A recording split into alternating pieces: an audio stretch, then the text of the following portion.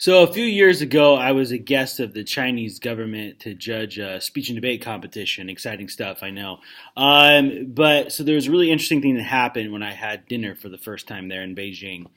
It was interesting being American eating dinner there because the Chinese cuisine, especially there, plays around with texture a lot more than our foods do, and so a lot of it was really interesting and kind of unique to me. And I'll be honest, I had trouble getting through a lot of it at first, but I am trying to do the good thing like my mother raised me to, and I get through this meal, and finally I eat the last bite and think, okay, we did it. That was good, but it's over.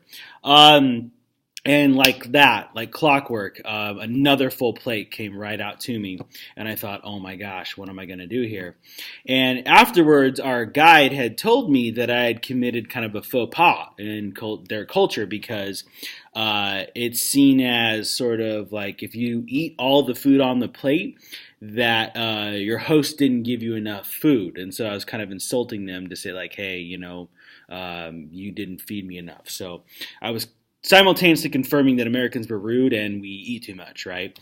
So that's a really good example of what we're talking about this week, which is culture. So I had a certain set of cultural norms or associations that were built within the way I was raised, obviously here in Arizona in America, right?